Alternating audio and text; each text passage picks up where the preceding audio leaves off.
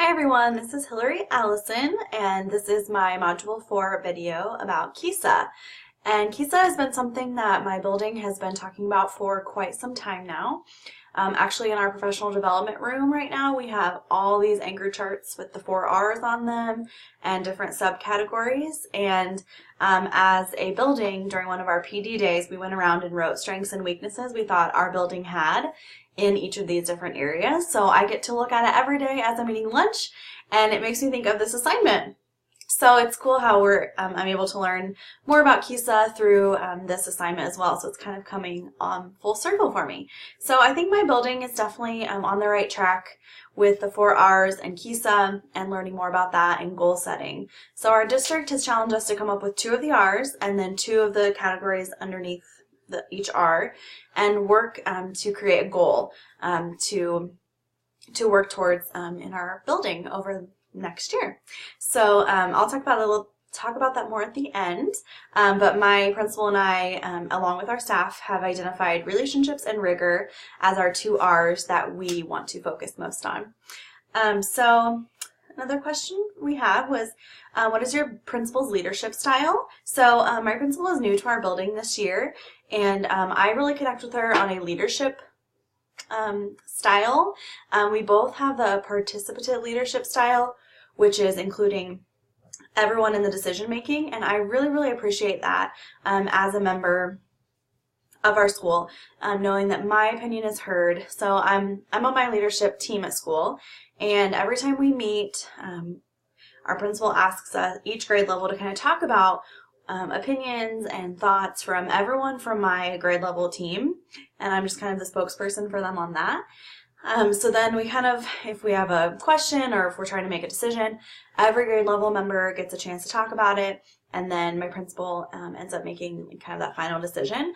But I really appreciate, getting that opportunity to talk about my feelings and my opinions, and to just have that heard is really great. So I really appreciate that leadership style my principal has.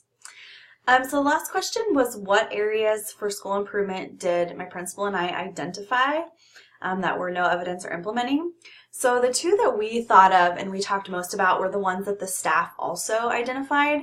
So it was kind of nice to just be able to go from what we talked about onto kind of a deeper level of how would I change that and have our school be past the implementation stage. So we highlighted relationships and rigor.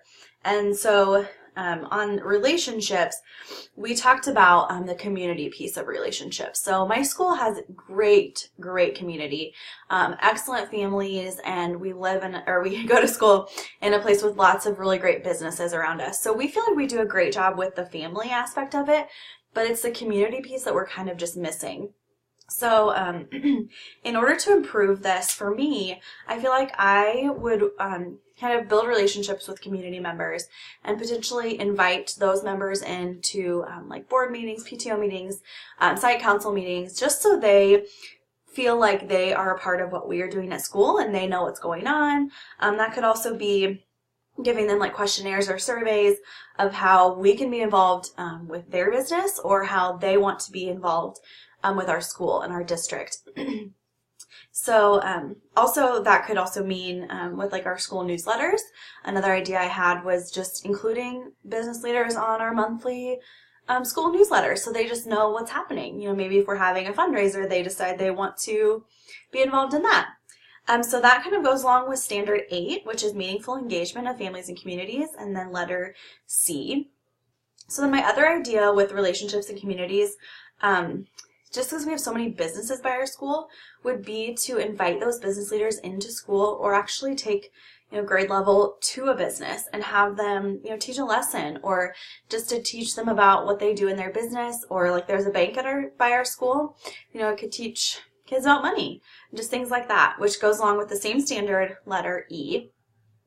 The last thing we talked about was rigor, and then we decided to focus mostly on professional learning, which was where we were in the implementation stage. So we talked about how educators are just like students, and we need differentiated learning too. And so I think that for me to change that, I personally would give teachers the opportunity during like professional development days of what they want to learn about.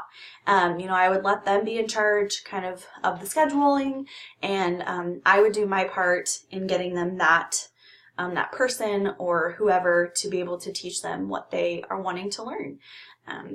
They'll be more passionate about that and more willing to learn about what they want to learn about than just having to sit through another professional development day.